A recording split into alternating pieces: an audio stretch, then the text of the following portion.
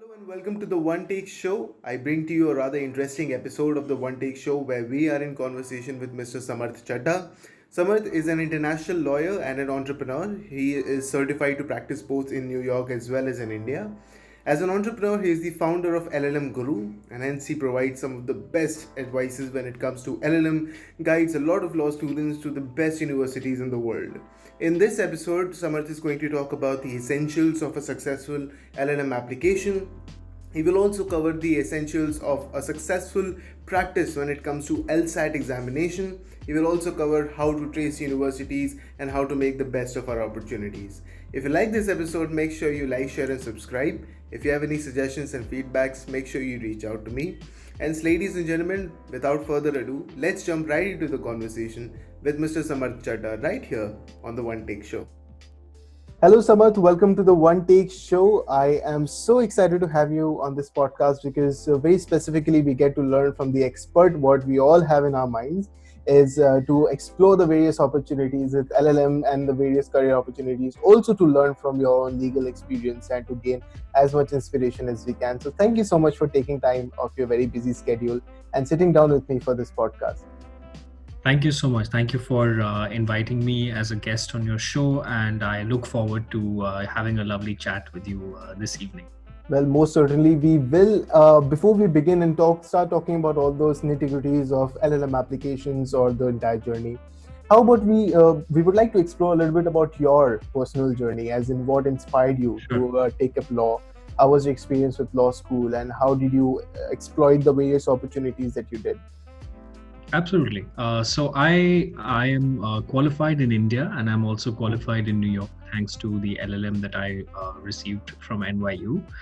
For me, becoming a lawyer was a decision that happened a little later than most other people decide to do law. I decided after already having completed a graduation that I wanted to study further.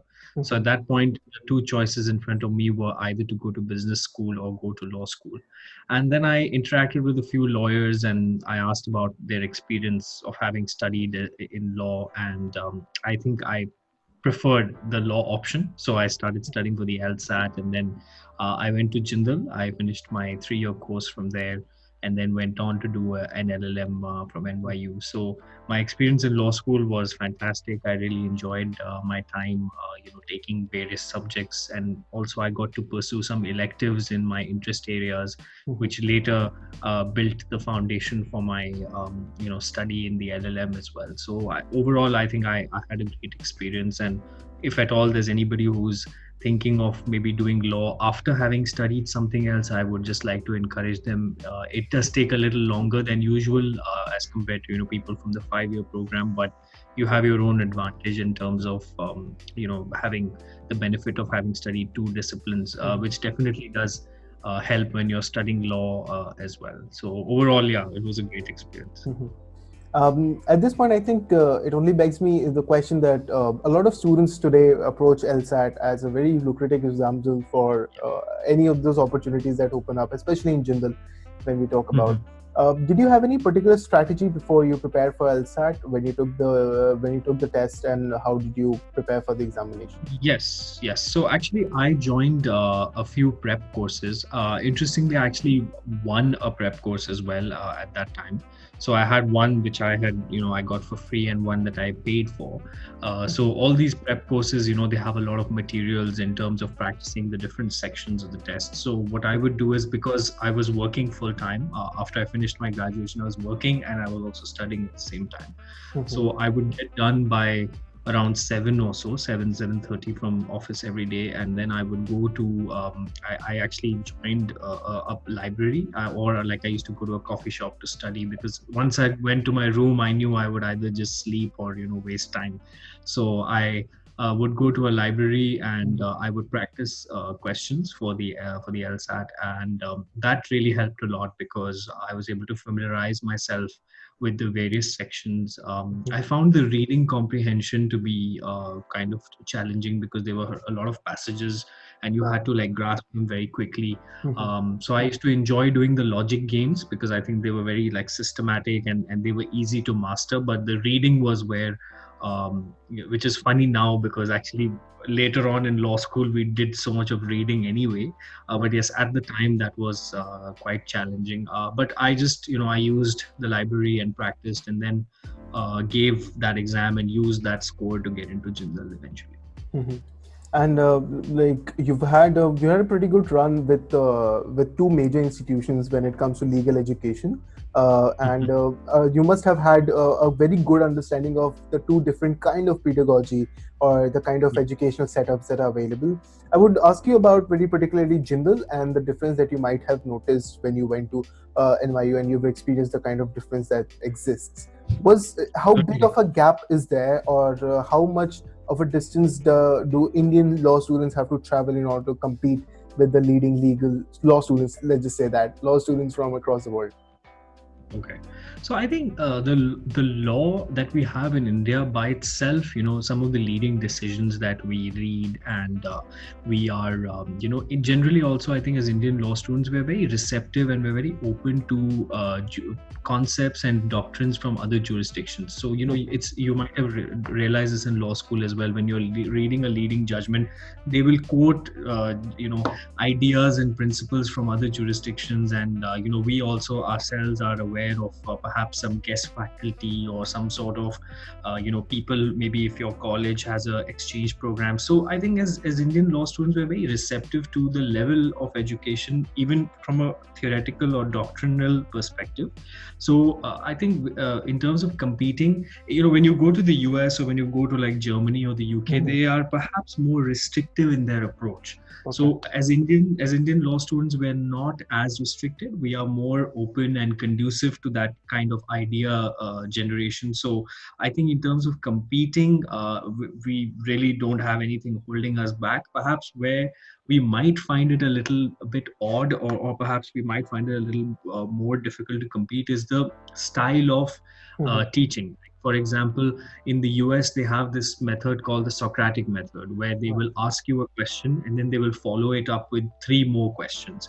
Right. And if you're not used to that kind of system where you walk into a class and you're grilled on a particular topic, and then you have to be able to speak. If you are used to more of a lecture style model where the lecturer comes and all you take is notes, and you are used to more passive instruction, Mhm. then when you are put into that kind of situation, you might find it initially a bit unnerving. But Okay. it doesn't take a lot to get used to. Perhaps one thing that I found a little difficult as an Indian law student was in America was the fact that they put a lot of emphasis on these 100-mark finals. So like in Right. India, we have a midterm, like, and then an end sem. We usually have a, some sort of either we have a viva or we have a paper or a presentation. So the grading is more, gives you more opportunities. But Mhm. in the US, I found that it was just a do or die 100-mark final at the end. So no matter how much hard work you had put in, for 3 months or 2 months, right at the end, it's a high stakes do or die kind of exam. So Mhm. that might take some getting used to.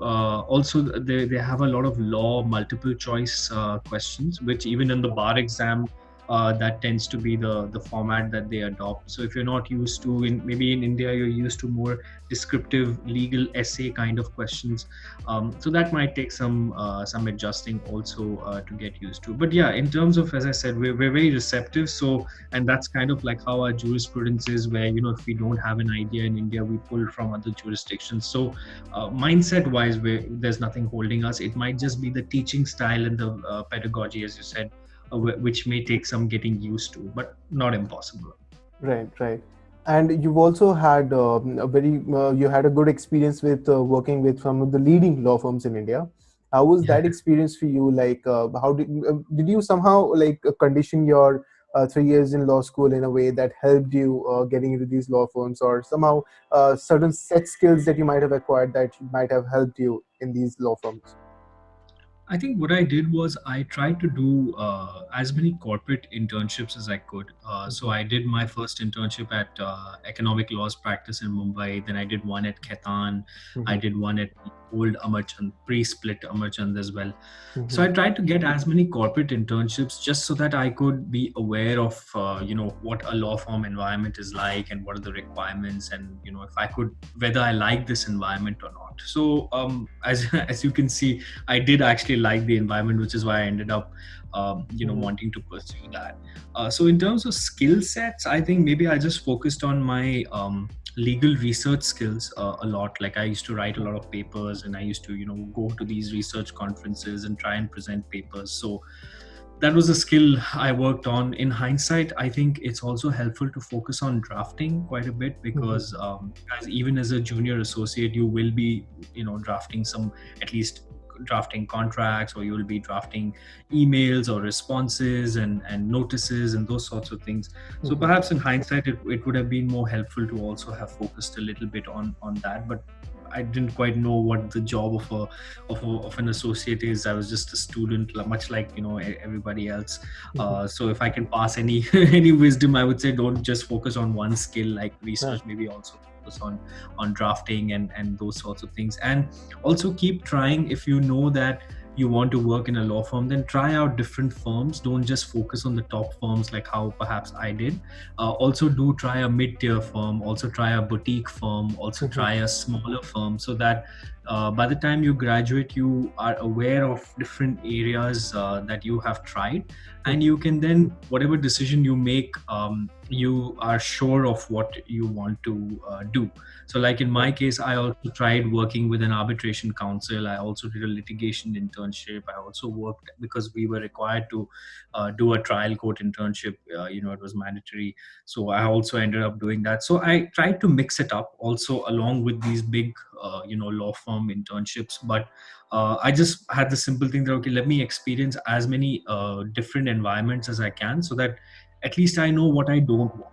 Right. Even if even if you want to decide on, okay, what kind of environment do you want to be in, but even if you get a idea of what you don't want, that's sort of half the battle won right there.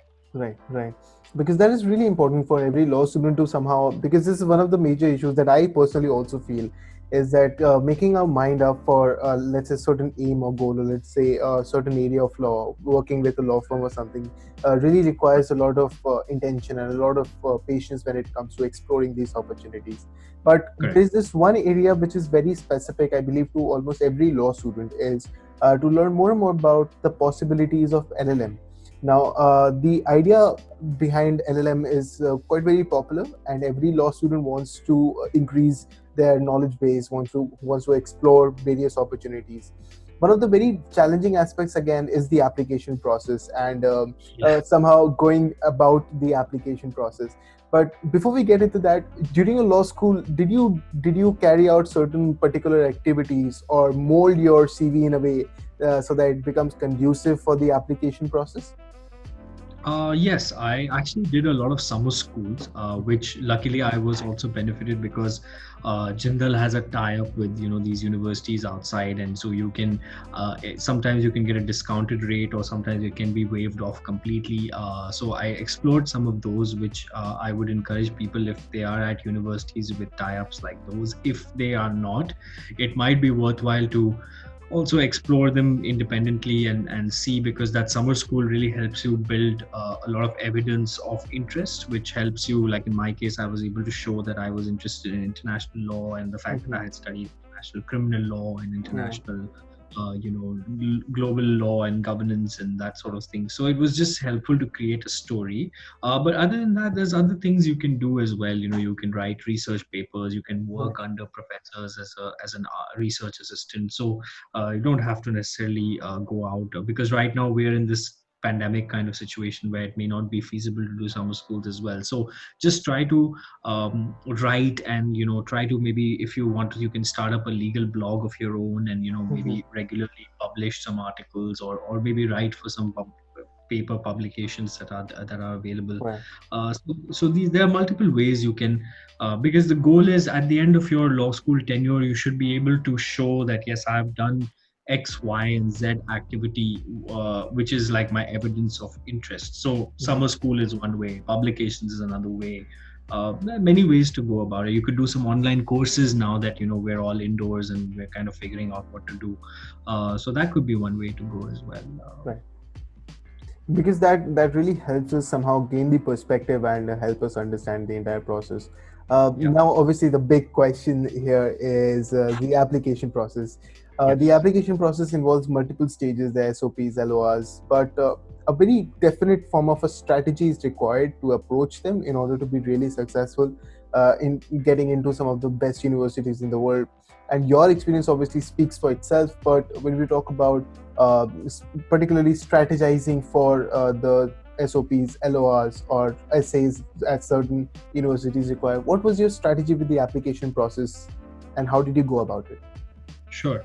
So what I did is I actually made a very big like centralized spreadsheet where I had all the university names and I had all the deadlines right in front of me. So it was just easy to track. And each time I was done, I mean, you can do it on paper if that works better for you. But the idea is have a system, maybe it's a notebook, a spreadsheet, or some sort of list where you can tick off your progress as soon as you're done. So that's one thing. Now that I've actually, I do this now as part of LLM Guru. It's I advise the same approach to everybody where at least they start off with a list of universities. So you're sure of what you want to, which are the universities you want to apply to, and then use your list as a as your sort of guidance tool throughout the applications. Reach out to professors early in the semester. So if you're applying, let's say from August to December, it's a good time to start writing to them, because if you're thinking of applying, so are all other law students all over the all over your law school and all over the world perhaps. So the professors are going to be really busy and you need to chase them, and you need to make sure you're giving them at least like 5 to 6 weeks so that you can get your letters of recommendation and that sort of thing on time. So yeah, just have a system, have some sort of mechanism where you're tracking everything. Maybe it's a good idea to engage a service provider like LLM Guru or others as well that do this, because this can be a tedious process, and the guidance and the expertise that somebody can offer to you can be really helpful, and it can actually help you get into a university that probably you wouldn't have thought of, or maybe your materials might not be good enough. So yeah, there's always a case to be made there. And other than that, just try to keep a sense of balance. Don't go crazy like applying to 20-25 universities or something like that. Just limit your and also if there are some guidelines in terms of the SOP has to be only 1,500 words or 1,000 words, then stick to that. Don't get. It's easy to get carried away and get a little over emotional with these things, but you don't want to. Just remember, it's a substitute for your face-to-face interview, and you need to be as professional as you can. And whatever you wouldn't do in an interview, you should probably not do it in a personal statement as well. Right. And one very important aspect that happens with SOP is that when we talk about SOP, we try to make it as unique as we can, and which is quite task, like to think of something unique, even though like a lot of law students might not have had the kind of life which would give them the story for SOP. But is there a way we can make our SOPs unique yet compelling enough? Yeah, you can. So the best way is to talk about your own ambition, talk about your own reason for why you want to do the master's degree, or if it's connected to your vision of why you became a lawyer yourself. So, the personal statement is really called the personal statement for a reason, because a lot of people, they'll try to evade this requirement by looking at someone else's SOP, trying to copy some paragraphs that they think worked. It defeats the purpose, because the idea is it's your reason why you want to do the LLM. It's your story, your frustrations, your ambitions. So in order to make it unique, you just have to write about yourself. And by the fact that you do that, it will become unique in itself. Right. So because no one journey is similar to the other. So your journey is different from mine. Mine is different from the other person. Therefore, just be authentic, and therefore you will be unique by in the process of being authentic. Right. And you've had a very particular experience with universities in the United States. Is there any particular requirement which states, as in certain examinations like TOEFL or IELTS or any other such tests that we should look after for? Yes. So typically, you will be expected to give either the TOEFL or the IELTS. Usually, the IELTS is required more for the UK universities. TOEFL is more required in the US. But for most law students that have studied in India, you can write to the university to request a waiver.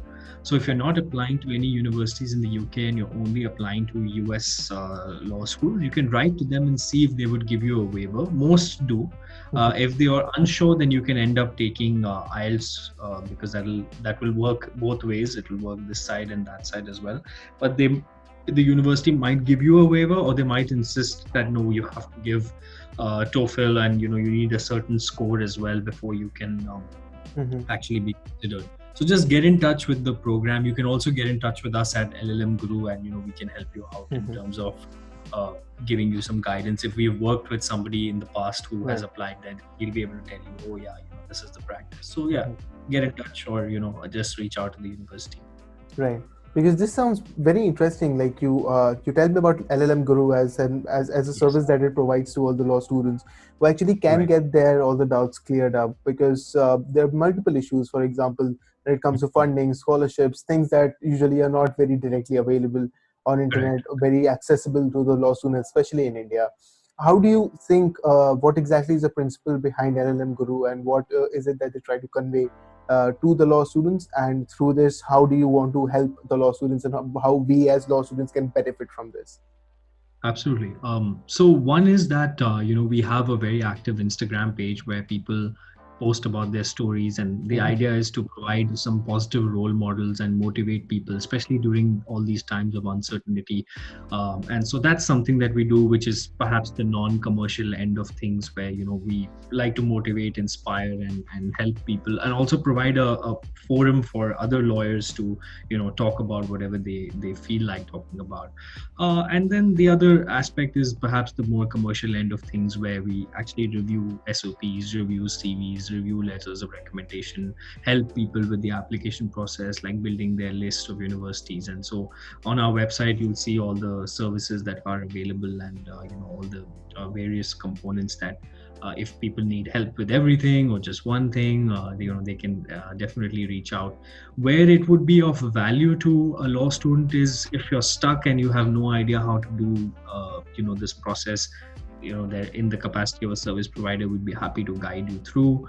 If you feel that you already have enough knowledge, but you just want that finishing touch, or you want some, maybe you're already at a, like a 19 on 20 and you want to get to a 20 on 20, you can, reach out to us and we can help you do that. So it really depends on the candidate in question. Some people may just want to have a chat if they think it's a good idea. Yeah, if we help with that also. Many a times we've just given people some advice, and later they've come back to us when they've actually wanted to start their applications. So the idea is to be as approachable and as open to people, because it's not an easy decision. It requires a lot of effort, time, money, energy, all those things. So we realize that, and having done it myself, I also do realize the kind of time and investment that is required. So just helping people benefit from my knowledge, from the knowledge of other people through the blog, and just hoping to be like an authentic voice in the world of LLM admissions. Right. And how can law students reach out to you? Like the website is obviously one of the mediums through which they can get in touch. But for example, if they live in some different part of the country and they still want to avail your services, is the online mode a conducive mode for them to use your services and get in touch with you? Yeah, absolutely. They can get in touch with us through LinkedIn, Instagram. You can add me on LinkedIn also and get in touch that way. You can send a message through the website, or then WhatsApp and Zoom calls are the best thing we can do right now, since face-to-face meetings are not possible. So it's been working so far, and hope to continue it like this in the future as well. Right. And I won't take much of your time now, but my last question to you is, with these changing times and the pandemic that is now affecting everything, we talk about the admission process in the international universities. We talk about the opening opportunities or changing the possibilities that are now happening around us. How do you see this shift affecting the various opportunities for law students to explore, for example, LLM in international universities, or to somehow explore further opportunities even in the professional area? So I think for LLMs, what may happen is that the university will probably give you a choice that, okay, if you don't want to come this year or you have obtained admission for next year, do you want to defer by a few months? So Okay. typically what people are doing for this year is they're either deferring it to next year entirely, or they're deferring it to like December, January, till whenever seems feasible to fly. So that could be one option. In terms of jobs, perhaps it would depend on what kind of budgets the firms have decided, because whatever budgets they had were probably based on certain revenues coming in, which have probably gone for a Yeah. toss right now, thanks to COVID and activity generally being on the downside. So unfortunately, we might find that some positions will either be completely absorbed, eliminated, or pushed till they feel that people can come into an office and work for a certain period of time. So that's just something that we all are facing at various levels. So there's one only other way to push through the uncertainty is to be positive and keep working on your skill set. So if you find yourself with some time, take some online courses, work on whatever aspects you had, maybe develop some new interest areas that you might not have had time to work on during law school because Right. of commitments and those sorts of things. And just like how you are doing something wonderful, that you're creating this portal for people Oh, to thank come you. and talk about and have wonderful conversations. So maybe you can do something like that also as a law student or as a law graduate, where you start creating an audience and building a network and or expanding your network by using Instagram, LinkedIn, and YouTube, and just sort of finding a way to make your time meaningful, essentially. Right. Right. Well, I believe that is a wonderful advice. Every part of this conversation, anyone who somehow tries to learn about LLM applications, want to learn about the various possibilities that are now opening up, or would like to explore the opportunities and the services that are now open to them because of LLM Guru, would really benefit a lot from this conversation. This is a very enriching opportunity for me personally as well. And thank you so much for this Thank absolutely you so gem of a conversation. I had a wonderful time. I hope you had a good time too. Yes, thank you so much. And once again, kudos to you for putting this together. And may you grow into many seasons, season 2, season 3, or however many you have in mind. So good luck to you as well. Well, thank you so much. I most certainly will try to live up to those principles. And well, thank you so much for this opportunity. I believe I would love to stay in touch with you so that I can keep Yeah, learning from your experiences as well. definitely, definitely. Thank you. Thank you so much.